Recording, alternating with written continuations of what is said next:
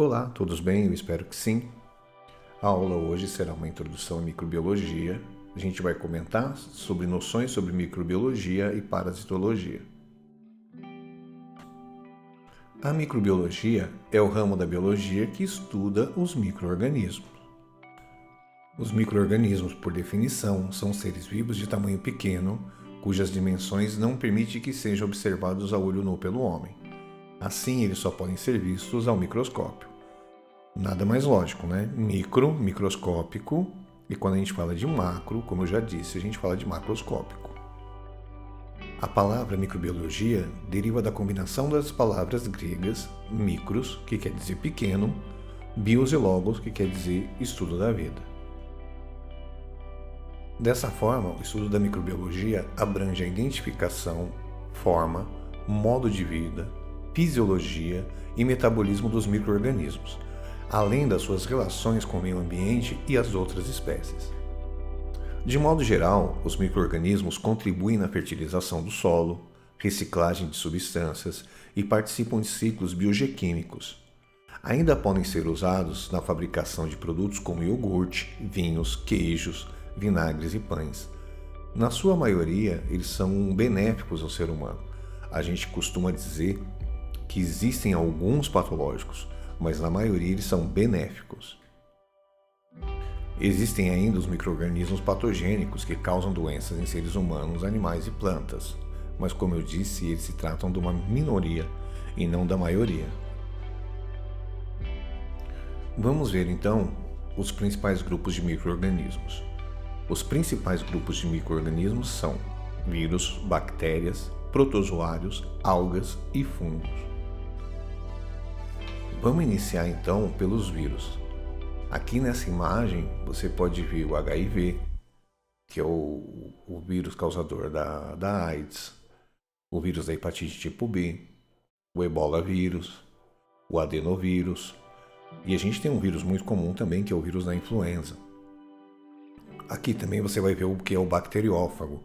A gente comenta a respeito de como funciona o bacteriófago em aula, mas para frente eu posso até voltar a falar no assunto. Mas afinal, o que são vírus? Os vírus são organismos microscópicos que não possuem células. Por isso são considerados parasitas intracelulares. A gente comentou, inclusive, na aula passada, que para ser considerado vivo precisa ter pelo menos uma célula. No caso do vírus, eles são acelulares, ou seja, eles não possuem células. Então ele não é vivo? A gente considera que ele seja ativo. Então ele não morre, ele se torna inativo.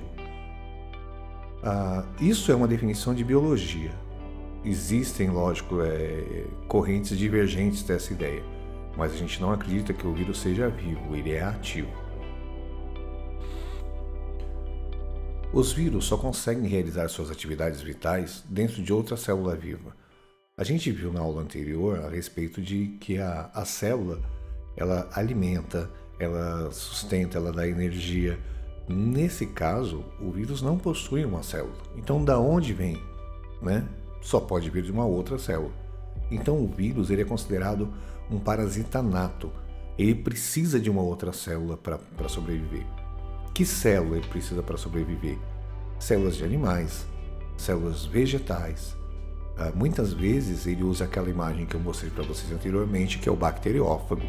Ou seja, ele vai também entrar dentro de uma célula de bactéria.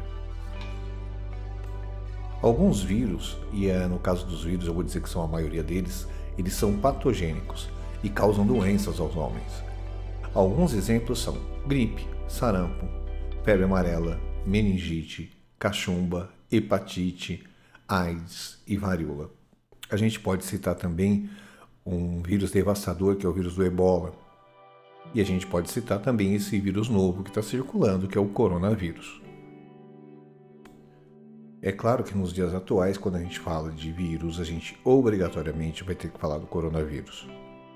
Eu vou estar preparando uma aula específica a respeito do coronavírus para a próxima semana, mas hoje eu vou falar superficialmente a respeito dele.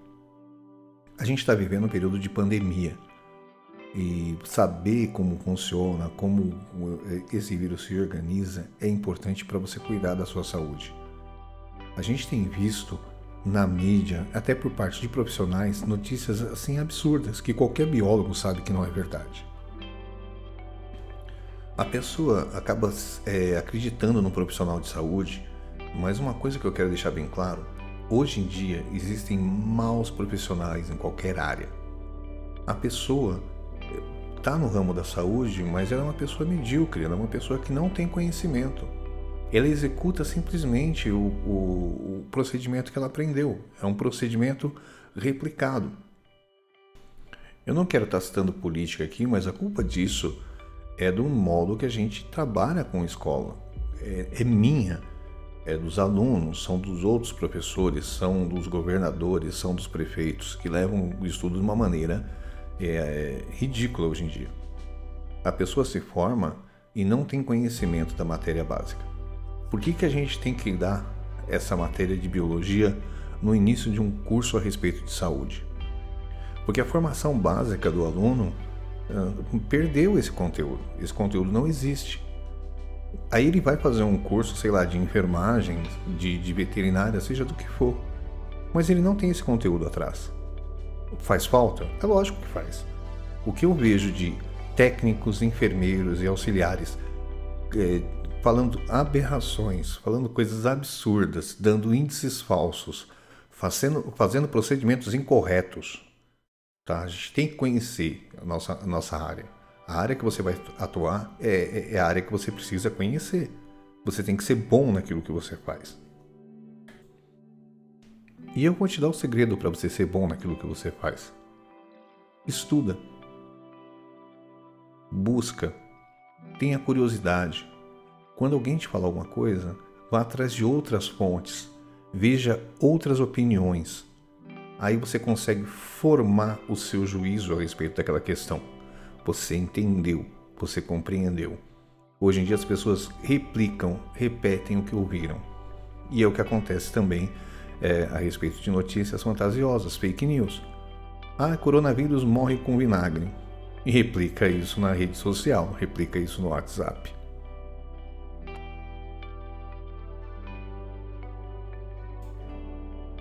Mas tá, vamos deixar de mimimi e vamos tentar entender realmente como isso funciona. Coronavírus, como a pandemia nasceu de uma zoonose.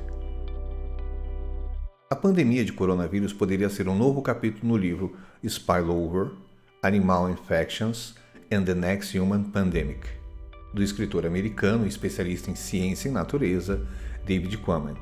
Na obra, publicada em 2012 e infelizmente ainda sem tradução no Brasil, o autor retrata como vírus e bactérias que infectam animais selvagens ou domésticos conseguem pular para a espécie humana, causando doenças e mortes. Ou seja, para você que não sabe o que é zoonose é uma doença característica dos animais. O vírus está lá, a bactéria está lá e ela contagia apenas aquele grupo de animais. Aí, por ordem das modificações genéticas, das transformações que elas vêm sofrendo, elas conseguem pular, saltar para a espécie humana. E aí a gente tem uma zoonose que vai atacar o ser humano. Esse é o principal exemplo do coronavírus. Então, por definição, zoonoses são doenças infecciosas capazes de ser naturalmente transmitidas entre animais e seres humanos. Os agentes que desencadeiam essas afecções podem ser micro-organismos diversos, como as bactérias, fungos, vírus, eumintos e rickettsias. A gente vai falar especificamente de cada grupo. O coronavírus, vírus. Tem surgido muito assunto. Teve gente pegando vacina de gato e está escrito lá que combate o coronavírus. Então eu vou tomar a vacina de gato que eu vou me curar dessa epidemia. Esse vírus já existia, o pessoal estava escondendo. Gente, coronavírus não é um vírus. Coronavírus é uma família de vírus que causam infecções respiratórias. Elas estão nos animais o tempo todo. A gente conhece eles desde 1937. Mas não é o mesmo. É uma família, são similares, são parecidos. O que diz que é da família corona é a forma de coroa que esse vírus tem. Então, o que é o coronavírus? É um vírus que causa doença respiratória pelo agente coronavírus, com casos inicialmente registrados na China e depois em outros países. O quadro pode variar de leve a moderado, semelhante a uma gripe, mas não é uma gripe. Alguns casos podem ser mais graves, por exemplo, em pessoas que já possuem outras doenças. Nessas situações, pode ocorrer a síndrome respiratória aguda grave. Em casos extremos, pode levar a óbito. Vamos reparar que quando a gente fala de síndrome respiratória aguda grave, ou SARS, como a gente chama no meio de saúde, é uma síndrome. Síndrome essa que ela pode ser causada H1N1, influenza, e pode ser causada pelo coronavírus. A gente está no meio do período do H1N1, por exemplo, agora. Então, quem chega no hospital não se consegue fazer um diagnóstico de imediato.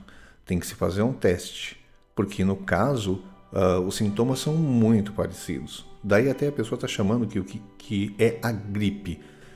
Não é uma gripe, é coronavírus. É um outro vírus, não é o vírus da gripe. Não é o vírus do H1N1, é um novo vírus. Especificamente, esse coronavírus que está circulando agora, o novo agente coronavírus, foi descoberto em 31/12 de 2019, após casos registrados na China. A gente não conhece esse vírus especificamente antes de 2019. Provoca a doença chamada de coronavírus ou Covid-19. É um outro coronavírus, ele é da mesma família, porém esse não se tem notícias anteriores deles. A gente tem a notícia que ele surgiu em 31/12 de 2019, foi o primeiro caso relatado. Aí você pode me dizer que a China escondeu informações, que já existia epidemia, que esse vírus estava lá. Não tem provas disso. Observando o vírus em laboratório, a gente consegue saber se ele foi geneticamente modificado ou se ele não foi geneticamente modificado. E esse vírus aparentemente não foi geneticamente modificado. Ele é um vírus natural. Ele foi encontrado em outros hospedeiros dos animais. É conhecido esse vírus. A partir do momento que ele apareceu, a gente vai atrás de todas as informações necessárias da onde ele viria. Até agora, a informação mais segura é que provavelmente ele teria vindo do morcego, mas a gente vai discutir isso na próxima aula. Os primeiros coronavírus humanos foram isolados pela primeira vez em 1937. No entanto, foi só em 1965 que o vírus foi descrito como coronavírus, que surgiu esse termo, em decorrência do perfil na microscopia aparecendo uma coroa. O nome corona vem dessa imagem que você está vendo aí na sua tela, que ele lembra realmente uma coroa.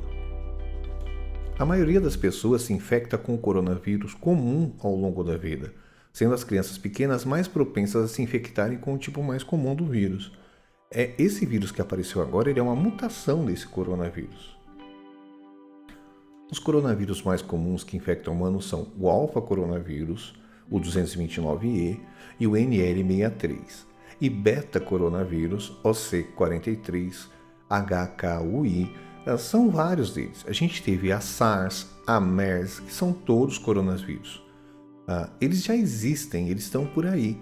De vez em quando ele muta e pode adquirir uma periculosidade maior.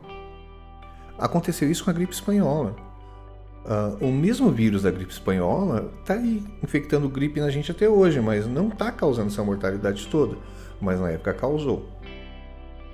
É uma mutação, algumas são mais agressivas e outras são menos agressivas. A gente acredita que o coronavírus ainda está se adaptando. Ele não vai desaparecer do nosso meio, ou seja, ele veio para ficar. Mas o ser humano, a partir do momento que ele tiver o primeiro contágio com o coronavírus, ele passa praticamente a ser imune. O H1N1 ele é até pior do que o coronavírus, só que você está acostumado com ele. Você pega ele, você já pegou, você já teve contato com ele. E o coronavírus, como é um vírus novo, ele acaba tendo essa letalidade, principalmente nessa parcela com doenças pré-existentes maior do que 60 anos. Olha, é gigantesco a quantidade de informações que a gente tem recebido por WhatsApp, Facebook. falando barbaridades a respeito de como evitar o contágio. Ai, que o vírus só vive 3 horas em tal superfície. Ai, porque se eu tomar chá gelado vou melhorar. Se eu fizer gargarejo com vinagre vai melhorar. Gente, isso é crendice. Não é assim que se comporta o vírus. A gente precisa entender como é que se dá o contágio. E a gente ainda hoje tem algumas dúvidas a respeito do contágio do coronavírus. Ele é um vírus novo, a gente está estudando ele. Ele pode modificar esse comportamento. Ele pode se tornar um pouco mais agressivo ou menos agressivo. A gente tem percebido que no Brasil esse vírus não é tão agressivo quanto foi no resto do mundo. Acredita que pode ser pelo clima, pode ser pela imunidade brasileira. A gente não sabe ainda a respeito disso. Mas assim, eu tenho que saber como evitar o contágio. Então eu vou passar para vocês as informações que a gente tem até agora a respeito do contágio do coronavírus. Falam bastante a respeito do álcool em gel. O álcool em gel ele é eficaz? Ele mata o coronavírus? Sim. Qualquer tipo de álcool acima de 60% a 65%, ele vai agir no capsídeo e vai matar o coronavírus. Mas vamos lá. O álcool em gel, ele é uma medida quando você não pode lavar as mãos. O ideal é que você lave as mãos. Em enfermagem, por exemplo, a gente comenta muito com os alunos e tudo. Você tem que lavar as mãos na técnica de uma forma correta e depois, entre um paciente e outro, até 3 pacientes, você faz asepsia com álcool em gel para não ter que lavar a mão toda hora. Então, por exemplo, o álcool em gel ele é ótimo para quem está na rua. Ele é ótimo para quem desceu de uma condução ou para quem vai entrar numa condução. Mas na maioria dos casos, se você puder lavar as mãos, lave as mãos. É a melhor forma de evitar, é lavando as mãos. A forma do contágio não é exatamente entrando pelas mãos. Pode acontecer? Pode. Mas o que mais acontece é que a pessoa leva essas mãos às mucosas, ou seja, nariz, olho, boca, e aí então a gente tem o contágio. Lavando as mãos, você evita essa forma de contágio. O mesmo princípio vai ser a respeito de espirrar, de tossir. Se você cobrir com as mãos, você vai contaminar as mãos e vai contaminar as superfícies que você tocar. Então, hoje em dia, a gente está aconselhando a tossir com aquele movimento do Drácula, com aquele movimento do Batman, né? Tossir ali próximo ao cotovelo. Isso evita que você contamine as mãos.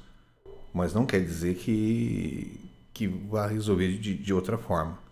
Lógico também que evita que você jogue essas gotículas, né, chamadas de perdigotos, no ambiente que você tiver.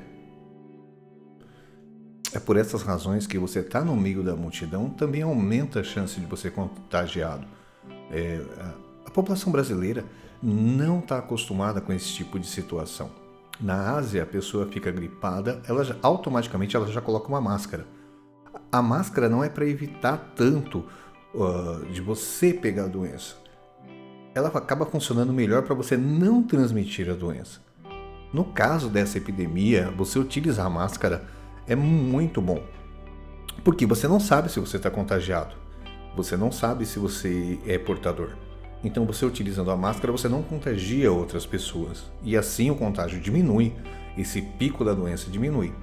Você estando no meio de uma população grande e espirrando, a chance de você contagiar alguém aumenta bastante. Você pode estar junto com outras pessoas? Sim, mas a uma distância de 1 metro, 1,5 metro. O brasileiro não tem esse costume. Ele fica muito próximo. Você está numa fila, a pessoa não respeita, a pessoa te empurra numa fila de mercado. Ela bate o cestinho em você. Ela não respeita o espaço pessoal. Tem uma pesquisa mundial que diz que o espaço interpessoal do brasileiro é o menor do mundo. Ninguém tem um espaço interpessoal tão próximo quanto o brasileiro. Outra besteira que estão falando por aí é que a pessoa tem que ficar trancada dentro de casa. Pelo contrário, você tem que promover a ventilação, você tem que promover a luz solar entrando na sua casa. Tá? Esse vírus, ele, num ambiente fechado, ele vai durar muito mais. O sol, a ventilação vai ajudar com que ele desapareça o mais rápido possível lá de dentro. Outra coisa é não compartilhar objetos, talheres, copos Por quê? Porque como ele está bem presente na saliva, você não sabe se foi lavado corretamente. Você não sabe se a pessoa está contaminada. Então o ideal é que se evite o compartilhamento desse tipo de coisa. É não chegar perto e não compartilhar esse tipo de objeto.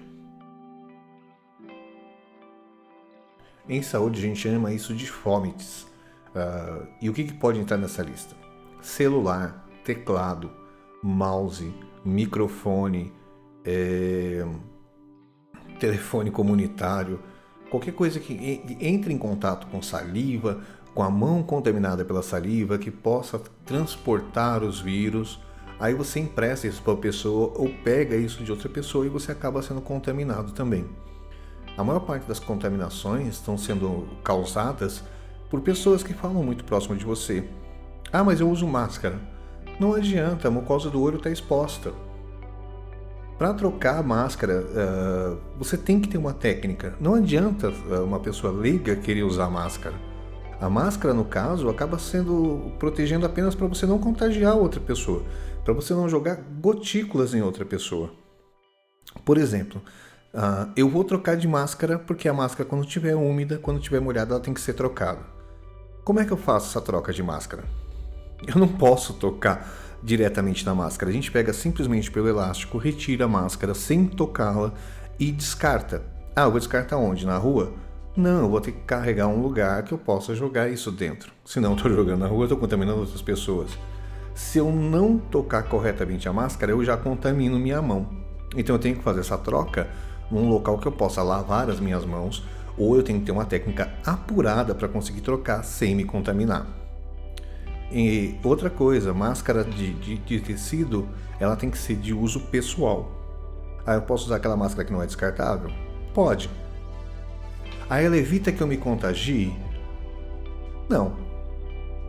A máscara, principalmente esse tipo de máscara, ele vai evitar que você contagie outra pessoa. Então, se todo mundo tiver de máscara, não vai ter contágio.